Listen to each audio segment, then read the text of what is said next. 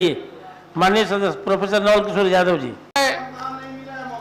माननीय सभापति महोदय, दिनांक 31/7/2016 के दैनिक समाचार पत्र के अनुसार बिहार लोक सेवा आयोग की ओर से सहायक प्रोफेसर की नियुक्ति के लिए हो रहे साक्षात्कार में बिहार के पीएचडी या नेट परीक्षा उत्तीर्ण अभ्यर्थियों का भविष्य अंधकार में हो गया है। उन्हें साक्षात्कार में शामिल नहीं किया जा रहा है। विभाग द्वारा यूजीसी के 2009 के रेगुलेशन का आदेश 2014 में प्रभावी करने से ऐसी स्थिति उत्पन्न हो गई है। विभाग द्वारा 2009 के पूर्व एवं बाद में पीएचडी नेट परीक्षा उत्तीर्ण बिहार अभ्यर्थियों को साक्षात्कार में शामिल करने का आश्वासन दिया गया था, किंतु विडंबना है कि आश्वासन का पहल नहीं होने से व्याख्याता बहाली में 80% राज्य के बाहर के अभ्यर्थी का चयन हो रहा है, जिससे बिहार के बेरोजगार योग्य अभ्यर्थियों में भारी रोष व्याप्त है। अतः मैं सरकार से उक्त स्थिति में सहायक प्रोफेसर की नियुक्ति में हो रहे साक्षात्कार के परिणाम पर रोक लगाकर 2009 के पूर्व एवं बाद में पीएचडी नेट उत्तीर्ण बिहारी अभ्यर्थियों को हुए एवं हो रहे विषयवार साक्षात्कार में शामिल करने हेतु सदन में एक स्पष्ट वक्तव्य की मांग करता हूं। महोदय, इसी सदन में सवाल उठे थे।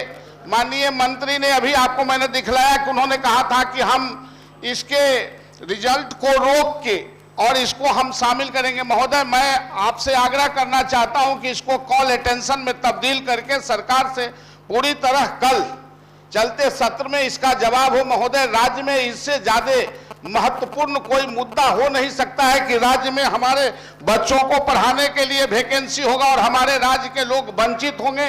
बाहर से शिक्षक आएंगे महोदय, बाहर के लोग रहेंगे और हमारे राज्य के लोग टपला खाते रहे। इसलिए माननीय मंत्री से आग्रह है कि 3 तारीख को इस पर वक्तव्य देंगे। माननीय मंत्री ने कहा था कि परिणाम को रोक के और अगर यूजीसी से संशोधन आ जाता है तो हम उसको शामिल कर लेंगे। महोदय, यह अखबार का पेज है, इसलिए सदन से आग्रह है महोदय कि इसको विशेष परिस्थिति में इंटरटेन किया जाए। एक तरफ लाखों, ये हमारे राज्य के बच्चों के भविष्य का सवाल है। हम जहां एक तरफ 80% आरक्षण देने की बात करते हैं, डोमिसाइल की बात करते हैं, वहां हमारा 5% भी कोई विद्यार्थी आ नहीं रहा है महोदय। सिर्फ खाली मुंह से भाषण चलेगा। ये अखबार के आप ही के सदन का ये महोदय प्रोसीडिंग का पार्ट है कि इन्होंने कहा कि हम रोक देंगे। शून्यकाल में उठाइएगा ना महोदय, प्रश्नोत्तर काल महोदय आपसे आग्रह है, ये राज्य के लिए बहुत ही महत्वपूर्ण महोदय, ये बिहार में राज्य के लिए बहुत ही महत्वपूर्ण है महोदय। बीपीएससी से लिया जा रहा है और उसमें बिहार वासियों को, इसलिए महोदय इसको किया जाए। बिहार के बाहर के लोग और आरजेडी के नेता लालू जी ने कहा कि मालिक अपना आसन ग्रहण कीजिए। इसलिए महोदय आसन ग्रहण कीजिए। आपसे आग्रह है महोदय, आसन से आग्रह है, आपका संरक्षण चाहिए। बाहर कर दिया जाए। आखिर क्या होगा? ये बच्चे कहाँ जाएंगे? ये बच्चे कहाँ जाएंगे महोदय? इसलिए आपसे आग्रह है महोदय कि आपका संरक्षण चाहिए, आसन का आरक्षण चाहिए महोदय। शून्यकाल में उठाइएगा, आप नहीं उठेगा महोदय, शून्यकाल में उठाइएगा, ताकि उन गांवों को आने जाने का सुविधा हो, यह मैं जानना चाहता हूं। माननीय मंत्री। नहीं, अभी तो मान लीजिए कि जल स्तर काफी ज्यादा है, तो नवंबर माह में हम लोग लगा दिया जाएगा। ठीक। महोदय हम लोग भटक, हम कह रहे हैं कि ये पीपा पुल तो हर साल लगता है, अंदर पानी आता है चला जाता है महोदय। कोई सरकार के पास अब अधिया पर ढोला मत ढोइए महोदय। मैं यह जानना चाहता हूं कि क्या सरकार के पास कोई ठोस निर्माण की भी योजना है? उन जहां पीपा पुल बनाते हैं और हर वर्ष टूट जाता है, वहां कोई ठोस निर्माण की योजना सरकार के पास है? 6457 इकाई स्थापित करनी थी। मैं माननीय मंत्री से जानना चाहता हूं कि आखिर कितने इकाई की स्थापना की और कितने बाकी है जिसको शेष को आप करेंगे? इसमें माननीय मंत्री ने कहा कि मुझे सूचना नहीं 2 खंड के उत्तर में, इसलिए महोदय इस प्रश्न को स्थगित कर दिया जाए।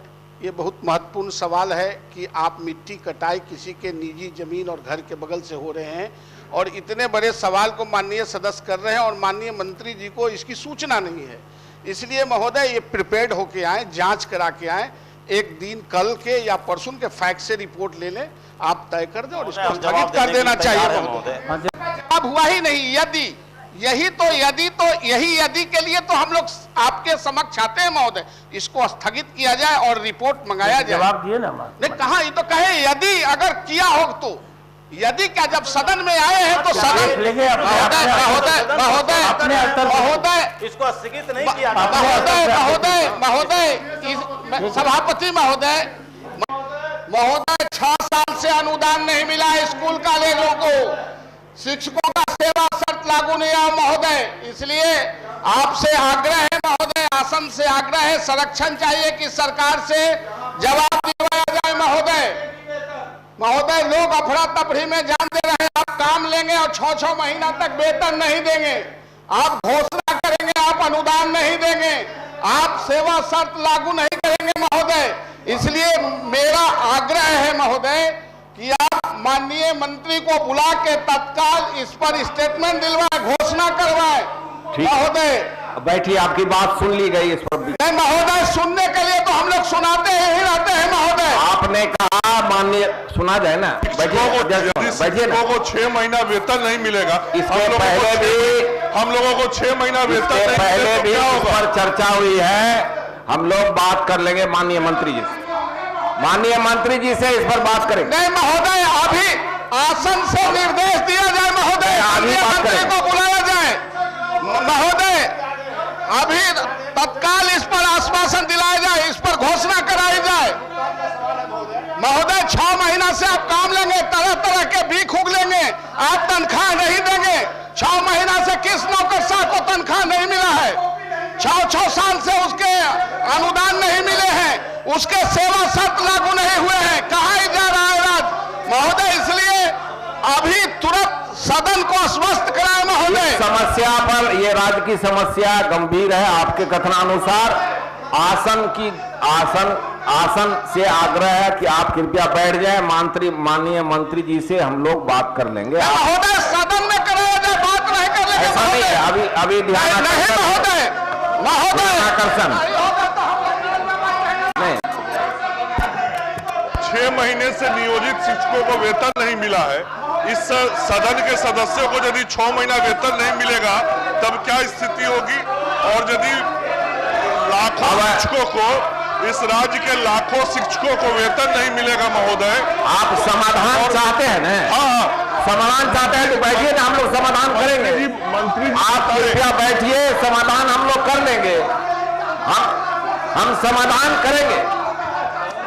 शिक्षा का सवाल है महोदय, अब शिक्षकों के वेतन का सवाल है, अब महीना से भुगतान नहीं। धवल बाबू, आप सीनियर सदस्य हैं, समाधान करेंगे। धरने पर बैठे हुए हैं महोदय शिक्षक। ये आसन का निर्देश हुआ है माननीय मंत्री जी से, आज सदन के बाद वार्ता करके इस पर निराकरण करेंगे। बैठो, ये आसन का आपसे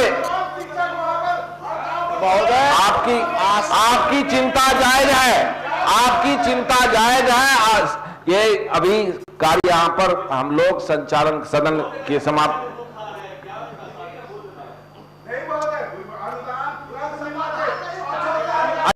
यह बिहार विधान परिषद राज्य सरकार से विस्तार करती है कि वह बिहार की शिक्षा व्यवस्था में गुणात्मक सुधार हेतु शिक्षा व्यवस्था को पारदर्शी बनावे। सभापति महोदय,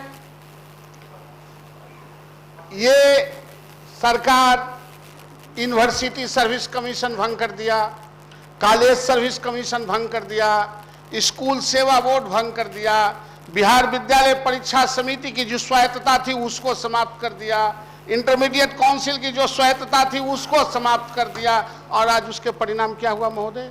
आप मुखिया सरपंच से शिक्षक की नियुक्ति करा रहे हैं। आए दिन सदन में क्या बातें होती हैं?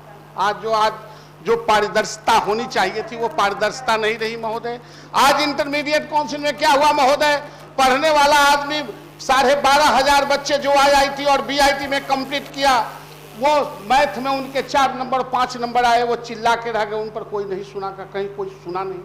और महोदय आपने देखा कि जो नहीं पढ़ने वाले बच्चे थे वो टॉप कर गया, जो पढ़ने वाले बच्चे थे वो फेल कर गए।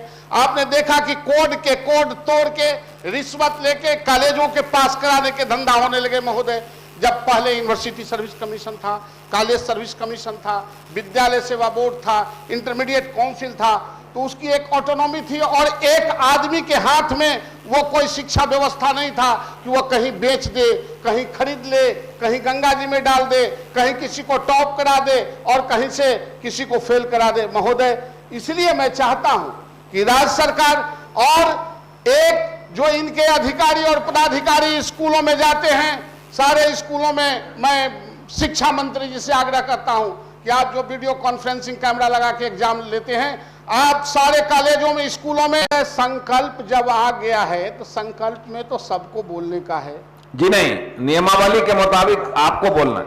नहीं महोदय अब नियमावली महोदय, जब सब बात मेरा मानिए लिए तो इसको वापस लेने की क्या, ये भी संकल्पित है कि हम ट्रांसपेरेंट कर रहे हैं। 1.5 पेज के पढ़ के सुनाए महोदय, हम तो 2 लाइन कहे थे, 2-3 बात मेरा इन्होंने छोड़ दिया कि क्या फिर किसी लूटने वाले आदमी को सिंगल हाथ में आप इंटरमीडिएट काउंसिल और बिहार स्कूल एग्जामिनेशन बोर्ड देंगे?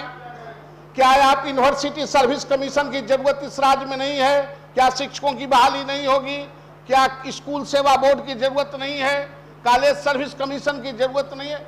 महोदय, जब सब कुछ ट्रांसपेरेंट कर रहे हैं तो इसको वापस लेने का सवाल कहां? इसको तो मान लिए ना, तो मैं इसके लिए थैंक्स देता हूं महोदय कि जो हम चाहते थे उसको कुछ चीज छोड़ के आपने मान लिया, इसलिए आपको बहुत बहुत धन्यवाद महोदय। दोनों बात कैसे चलेगा महोदय?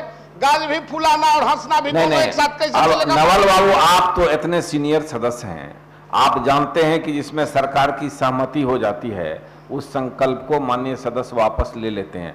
अगर आप नहीं लेंगे तो वोटिंग होगा, तो इसकी जरूरत क्या है? जब सरकार सुनिए ना, जब लाल बाबू सुनिए, जो तरीका है उसके हिसाब से आप, अगर सरकार ने सहमति प्रदान की, पारदर्शिता आपका उद्देश्य है, अच्छा है, बहुत अच्छी बात आपने कही है, आप संकल्प वापस लीजिए, सरकार इसको करेगी, इसमें क्या दिक्कत है?